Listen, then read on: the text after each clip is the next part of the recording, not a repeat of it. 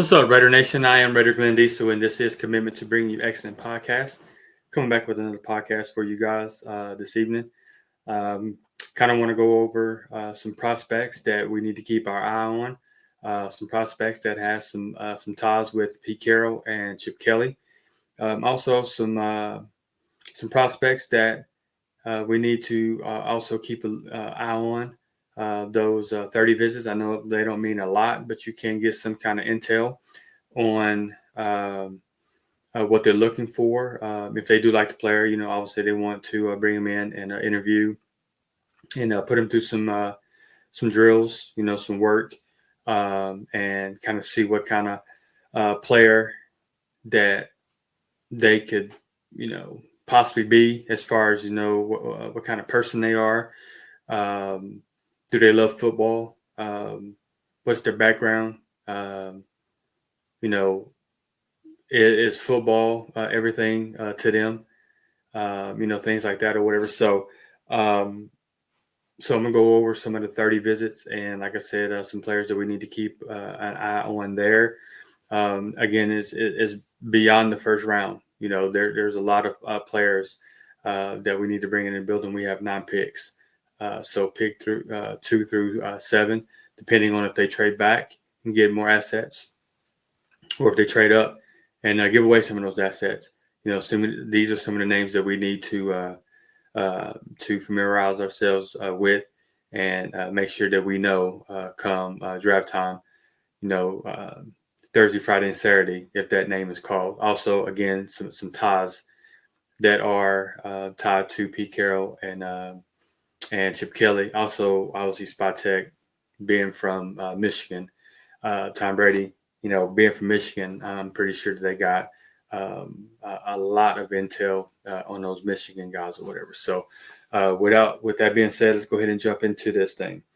All right, so obviously some of the players or team that I want to look at is the Texas Longhorns. Pete Carroll, Steve Sarkisian actually coached with Pete Carroll on a couple occasions. So he's really familiar with Steve Sarkisian. So he's even talked, and Steve Sarkisian's talked that him and Pete has stayed in touch. He gave him a shot to be on the staff and stuff like that. So he owes a lot to Pete Carroll. He has a lot of gratitude towards Pete Carroll. So they do talk and keep in touch.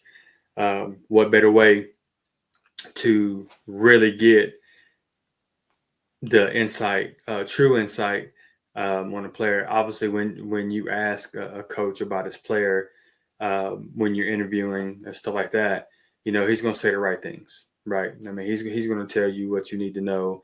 They may kind of sugarcoat or go around and dodge the question. They kind of answer a little bit or whatever. But when you're having one-on-ones, especially when you have a mentor in Pete Carroll, that was a mentor to you, and he's asking you about your prospects. You're going to be more entailed to give him the truth. Because again, he's thinking about drafting this player or whatever, right? So he's going to be a little bit more true about his scouting report to you. So some of the names, obviously, you need to kind of keep aware is Kelvin Banks Jr., the tackle. He's been linked, especially here recently. He's been, talked about and mocked at 6 on some mocks. And reason being is that, again, that familiarity. And also they're thinking that it may be a smokescreen that they're using for Aston Genty, because they're looking to either draft Armand Membu or Kelvin Banks, shore up the offensive line or whatever. So that's a name. Jade Barron, cornerback, tackle, Cameron Williams, defense tackle, Alfred Collins, safety, Andrew Makuba, O-line Jake Mayers, and obviously Quinn Ewers, the quarterback, which we've actually met with him at the combine and also brought him in as a 30-day visit. So there's a lot of intrigue there with Quinn Ewers, and also again, if you're wanting the best scouting report, you have that in Coach Steve Sarkisian. You know what I'm saying? He's going to give you the real about him. So I imagine he probably has a lot more intel on Quinn Ewers than probably most of the coaches and GMs and scouts out there, again, because he has that relationship with Pete. Now, on the Chip Kelly side, he coached at UCLA, right? So, and some of his recruits that he recruited to UCLA is in this draft. Linebacker Carson Swessinger. We've all heard that name. We've seen that name mocked to us in the second round. So that's a name that we need to keep an eye on. Oladejo, edge rusher. He's kind of graded to go second, third round. That's a position that we can definitely make our strength stronger. So I would be looking at that. And a sleeper name that we need that I'm definitely keeping an eye on is JT Toa, Toia. He's a defensive tackle. And he is graded to go third or fourth round. So this is some of the scouting report on Jay Toa. I'm so sorry if I missed saying this young man's name. He's 6'3", 341. He's a 3-year starter at UCLA. Toa was the 0-1 technique in the defensive scheme on a 3-3-5 base scheme. His production on paper jumps out. The tape jumps out more. He's a player willing to chew up blocks in the middle, freeing linebackers and ends to make plays. When he plays with consistent leverage, Toa is able to put down his roots and shut down inside lanes for the running backs. However, he must continue to develop his instincts to create tackle opportunities instead of just taking up room in the run game. Overall, Toa might not have the length or awareness to be a full-time two-gapper in the NFL, but he has powerful base and physical hands to neutralize the point of attack. He projects as a scheme versatile nose tackle. Strengths: wide body frame with proportionate thickness, eats up blocks with base power, able to stack and shed blocks when he plays with knee bend, has solid vision to track the ball at the line, reads blocking scheme and anticipates running blocks in the desired lane, physical hands and wrists to swipe rip blockers off of him on passing downs as a rusher. Number of third down snaps doubled as a senior, and increased pressures from 3 in 2023 to 19 in 2024. He is only getting better. He is described as selfless by the UCLA coaches. So again, that's someone that Chip Kelly recruited, signed, and was able to, be a 3-year starter there. Even when Chip left, he was still able to be on the field and still, be productive. As you've seen, that the pressures that he had went from 3 in 2023 to 19 in 2024. So he's only getting better. Again, if you get him in the third or fourth round, that's someone that you can actually, can continue to develop. He has a relationship and familiarity with Chip Kelly. So he'll have someone, there in the building that can also, make them feel comfortable, and also getting with, Rob Leonard and Patrick Graham in that defense, and being around Max, being around Christian Wilkins, being around Adam Butler,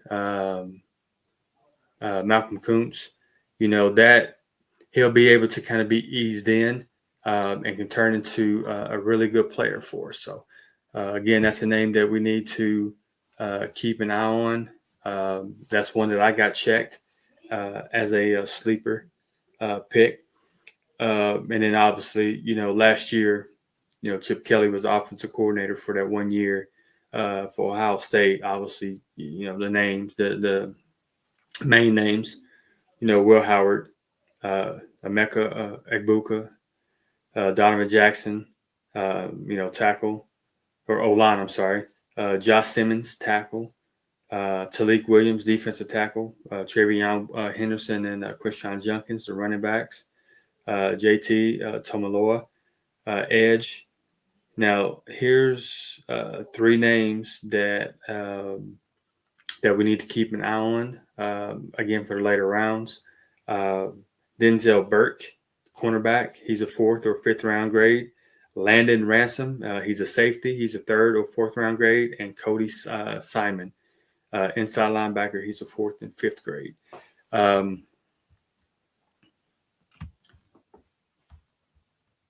So let's pull up Cody Simon real quick. So Cody Simon is 6'2", 232, 2-year starter at Ohio State. Simon was the Mike linebacker and defensive coordinator Jim Knowles' 4-2-5 base scheme, lining up mostly stacked with some reps in the slot. Let's see. He was awarded the Block O jersey in 2024 and led the team in tackles, proving his value throughout the college football playoffs. Named defensive MVP of the Rose Bowl in the national championship game. With his instinctive, competitive play style, Simon limits mental mistakes and shows a natural feel for navigating blocking schemes to drive on the ball carrier. He has the functional athleticism to be a zone coverage defender, although his lack of dynamic twitch and coverage anticipation will limit him when isolated in space. Overall, Simon is urgent and decisive downhill with terrific key and diagnose skills, but he will need to prove not to be liable on passing downs, to be an asset past a role player status. His intangibles will make him a favorite of the NFL coaching staff that drafts him. His strengths, compactly built with thickness in legs and lower half, diagnosis keys, width, do your job discipline, something that this coaching staff and John Spatek wants. He wants guys that love football, that is going to come in. It's not going to be, hero ball. It's going to do their job, do their assignment that they're asked to do, and do it at a high level. He plays decisive with straight line, explosive in pursuit, agile footed to sift through traffic and shimmy past blockers, above average patience and pacing on run blitzes and delayed pressures. 3rd on the team in sacks in 2024.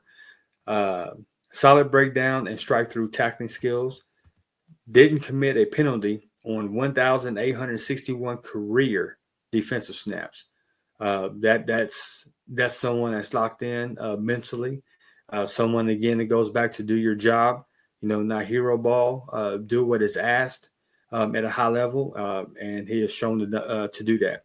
Voted 2024 team captain and described as the ultimate team guy. Selfless individual and personal character is off the charts. Former Ohio State defensive coordinator Jim Knowles. Cody is a future president of this United States. So again, you're getting high character. You're getting someone that loves football. Someone who's going to do their job at the high level.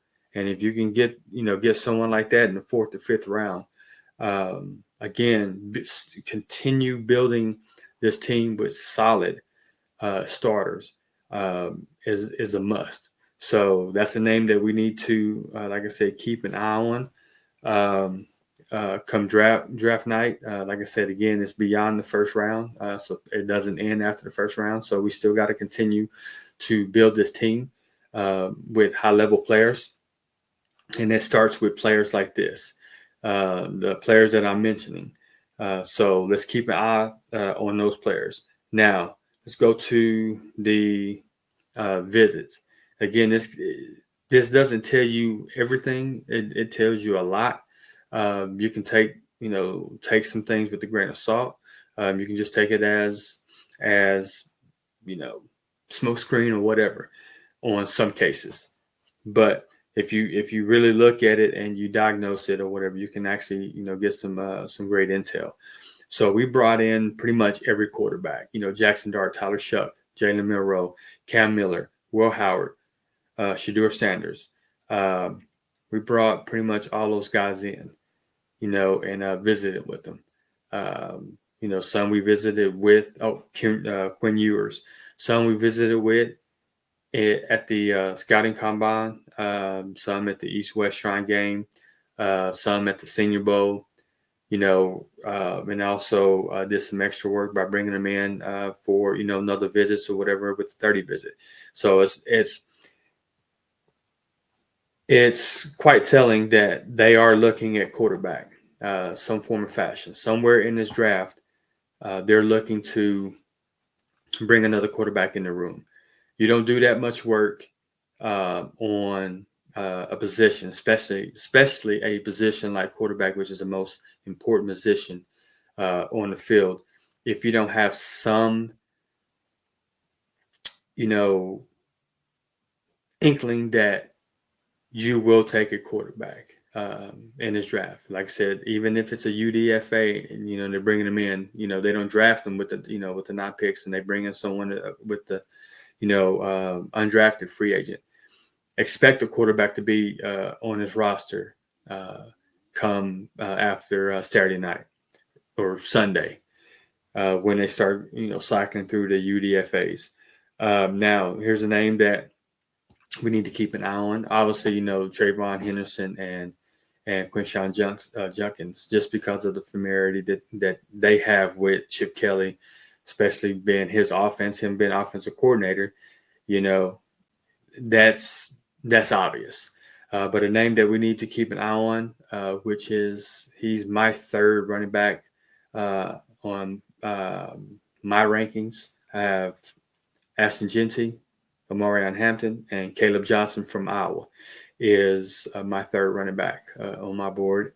And he's a third quarterback on a lot of boards as well. They brought him in as a visit.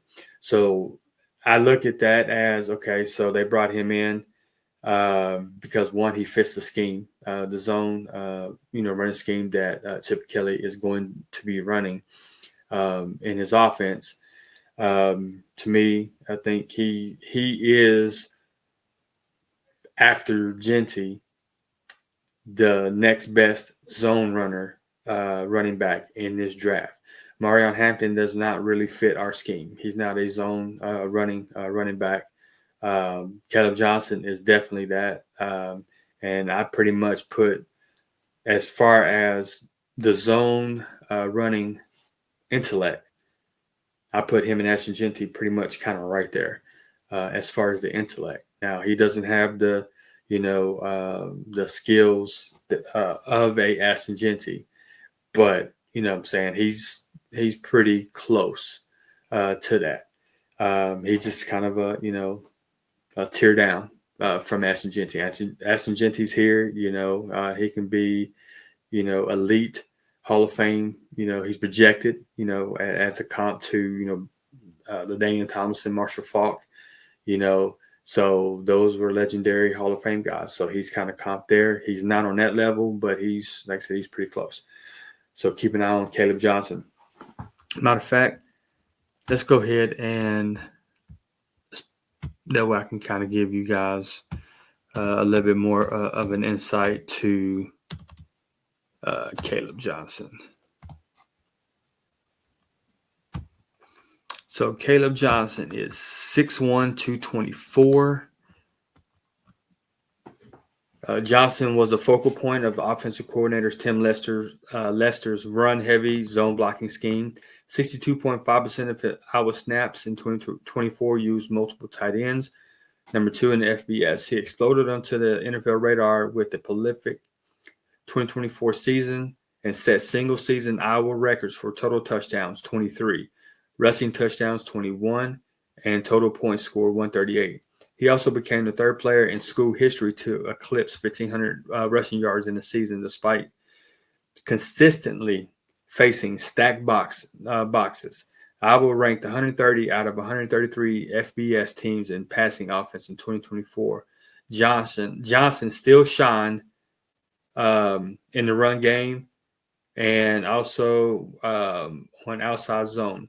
He is the best when he can quickly read and set up his blocks as an anticipated backside, frontside lanes to find yardage that isn't there.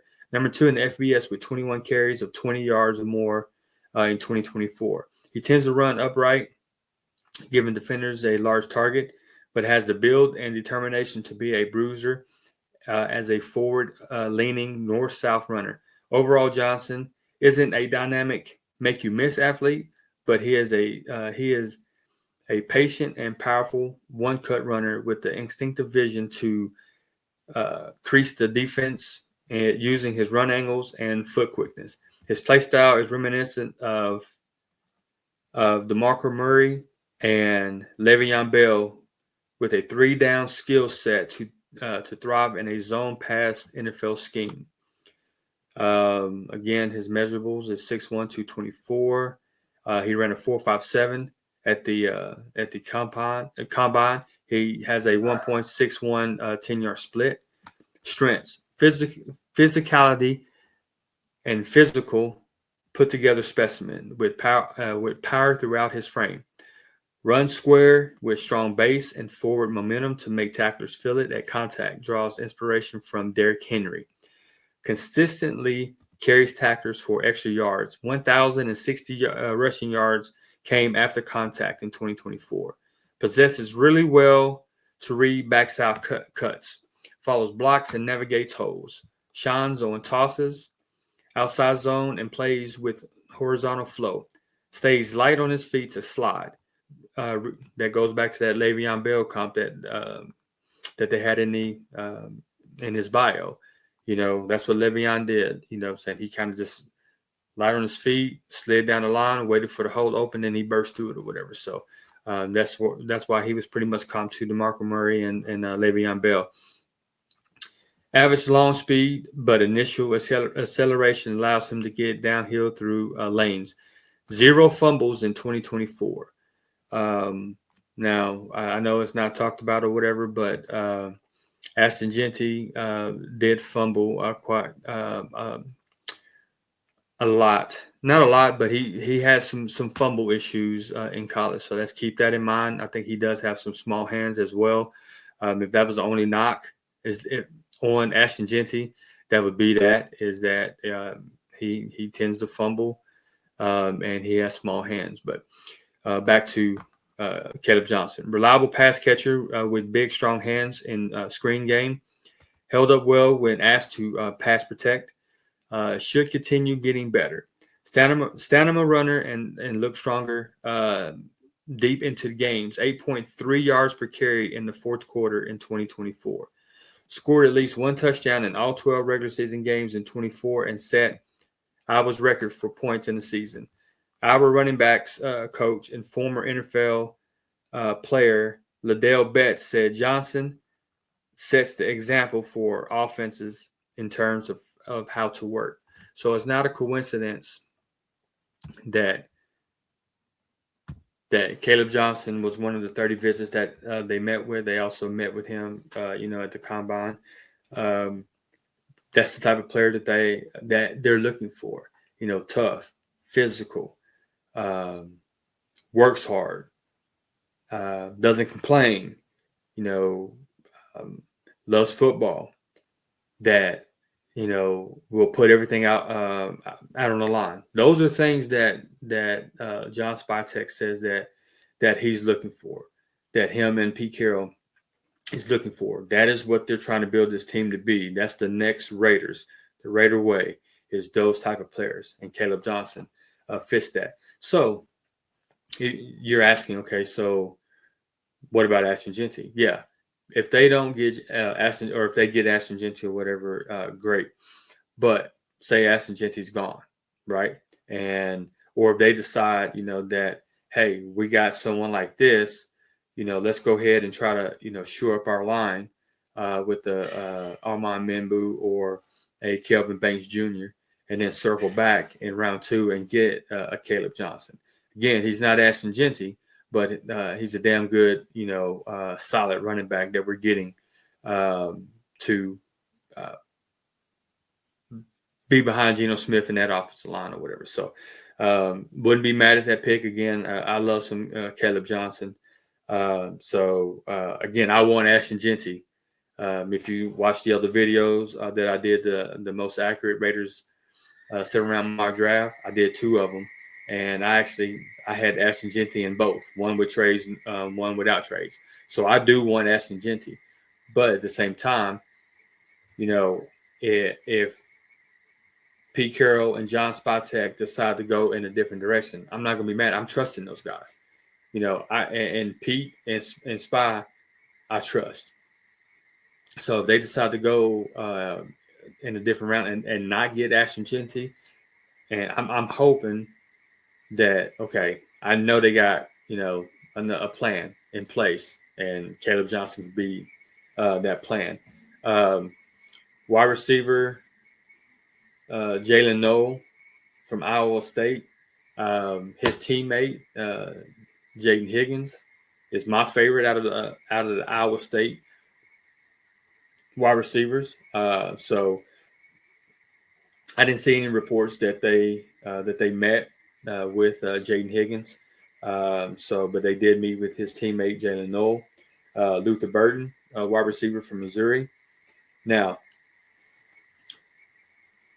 these are 2 names that we definitely need to pay attention to. Again, even if we don't draft them, be looking for, and they don't get drafted and they're still on the board as a UDFA, rest to believe that one or both of these players be on our team.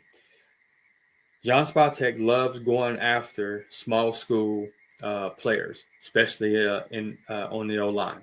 Okay, we actually got one of those guys on our team in Alex Kappa. I think he was like at Humboldt State or something like that. And there was another player that he got that, again, that was on the O-line. I got it wrote down in my notes. I just kind of remember that name because I was like, oh, okay. He brought him over to the Raiders, and I've done some research on it or whatever, and that's kind of where I get that Spytek loves going after guys in small schools or whatever. So with that being said, tackle Charles Grant from William and Mary, and O-line Jackson Slater from Sacramento State. Those 2 guys, put them on your radar,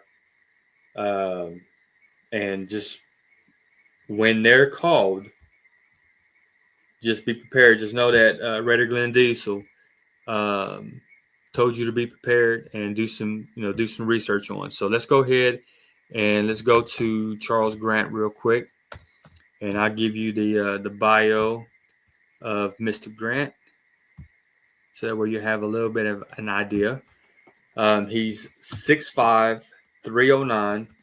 He was a 4-year starter at William and Mary. Grant locked down the left tackle position in offensive coordinator Mario Arcetti's creative zone blocking scheme. So if you have not paid attention to this podcast so far, pay attention now. Zone blocking scheme.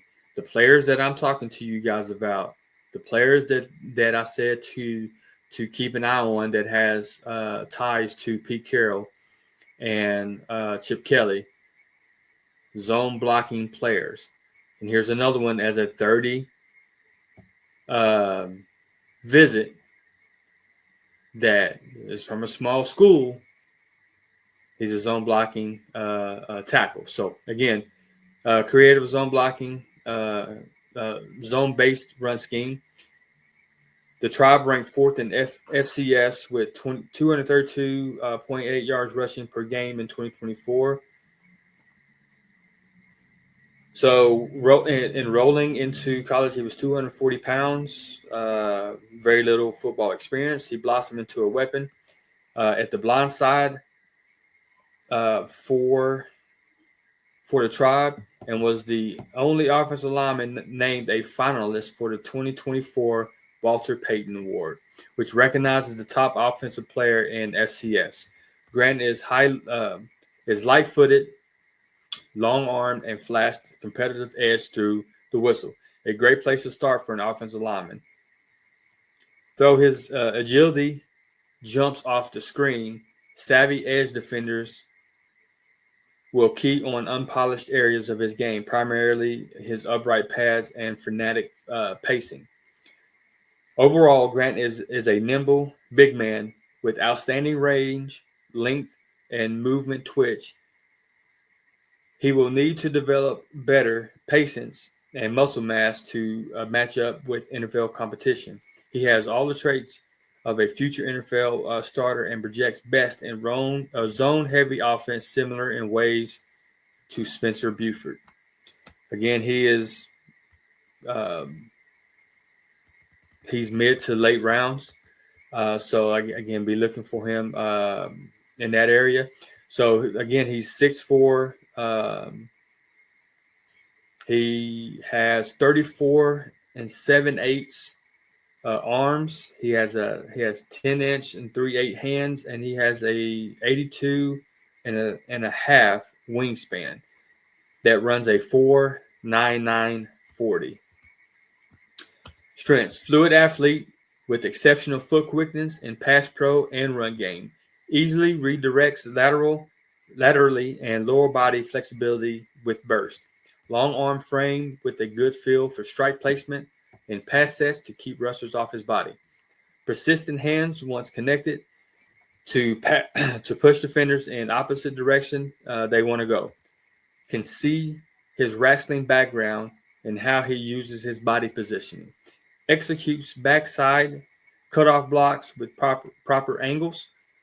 Rangy big man on climb screens and pulls. Cleanly lines up and picks off defenders in space. Competes hard. That right there is Pete Carroll and John Spytek. Competes hard. What does Pete Carroll say? Compete. I want players that can compete, right? That wants to compete. That's what this kid does. He's a consistent block finisher. Voted a team captain and started all 36 games in the past 3 seasons. Now let's go to Jackson Slater from Sacramento State.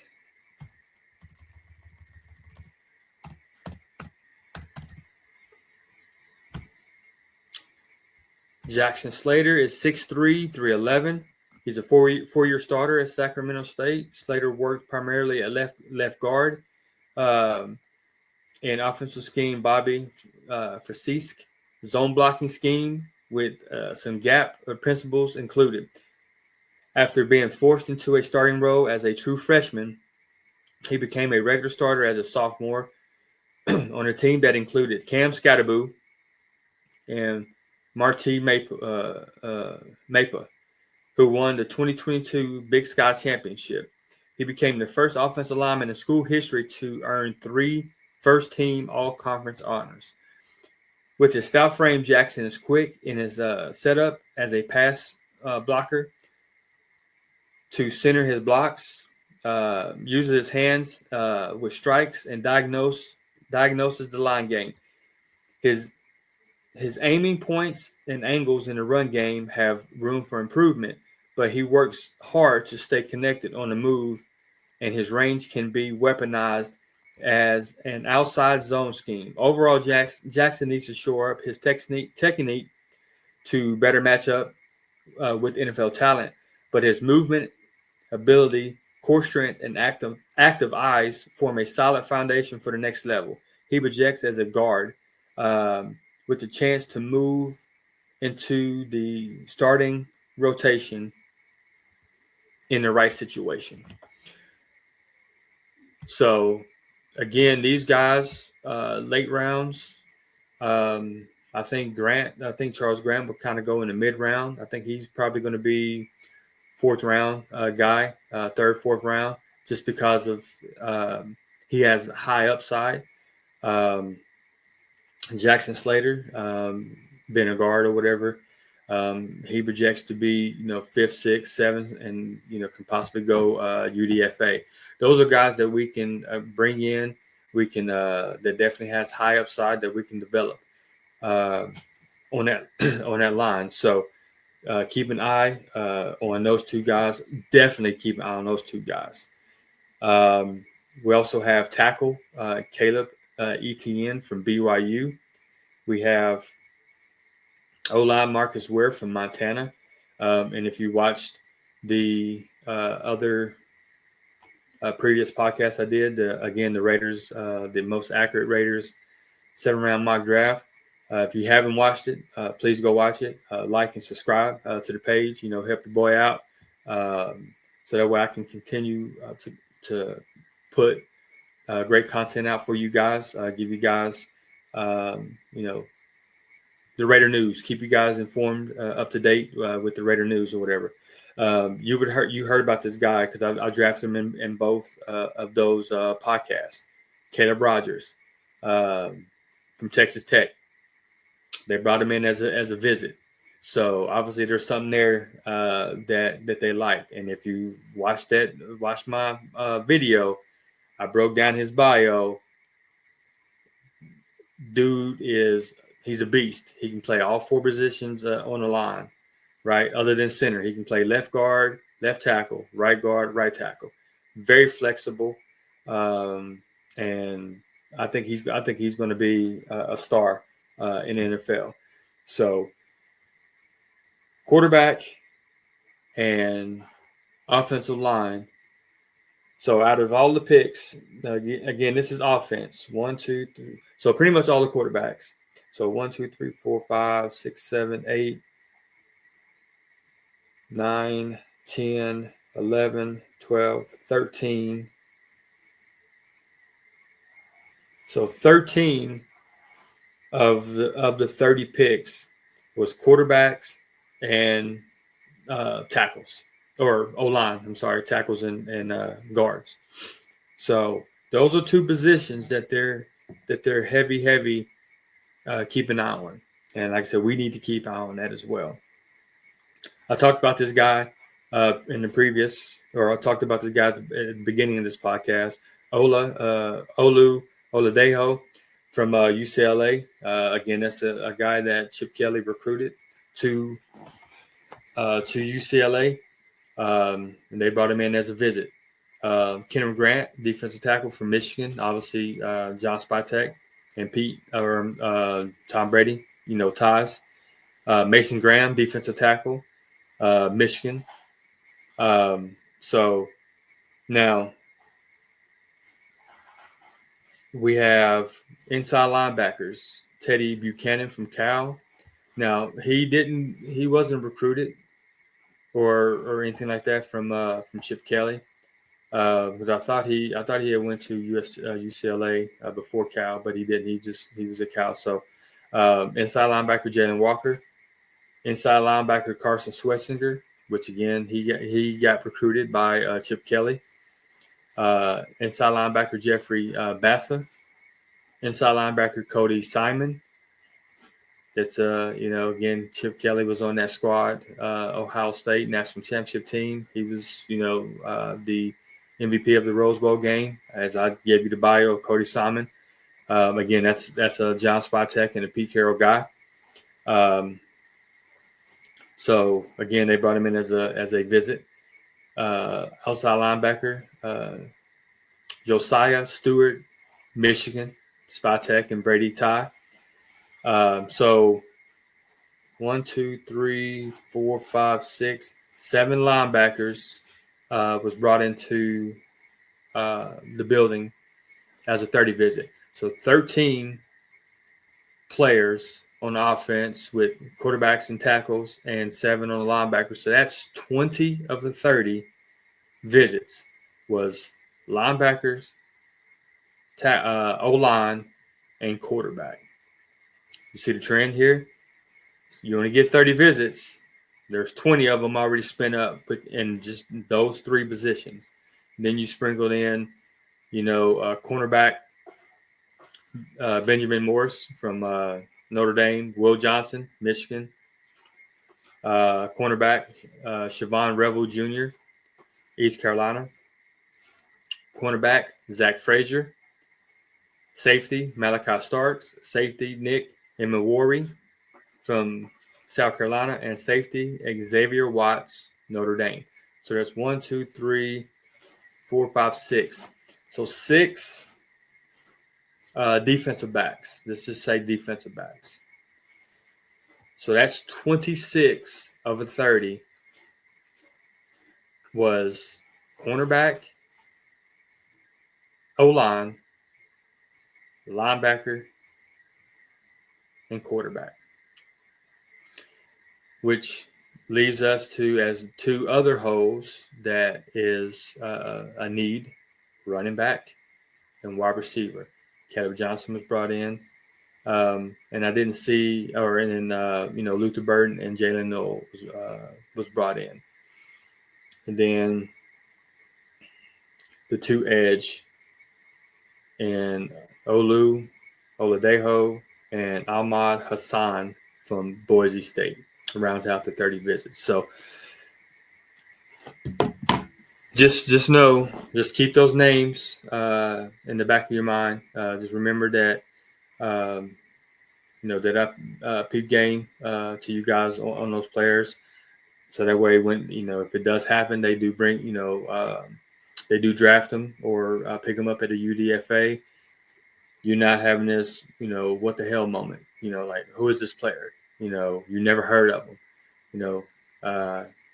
I want you to. I'm trying to prepare you guys for that. So after you watch the video, like I said, like and subscribe to the page. Help your boy out, and go do some more research on those guys, man, and write those names down and keep an eye on them because I'm pretty sure that a lot of those guys, or majority of those guys, will be drafted and wearing that silver and black when it's all said and done. Come Monday, when the smoke is cleared and the draft is over, several of those guys is going to be in uniform for us or whatever. So, all right, Raider Nation. Hope you guys liked the video. Like I said, like and subscribe. Help your boy out. And I'll be back again, man. Kind of do some more draft talk. Usually what I like to do is when we draft a player, I usually hop on, talk about the player, say, if I like the pick, if I didn't like the pick, and then kind of what, based off of that pick, what I think, the Raiders are probably going to do, with the second pick or third pick or whatever. Kind of give us, kind of give us an idea on what kind of plan or what kind of puzzle that they're trying to put together for us. So, all right, Raider Nation, y'all stay up.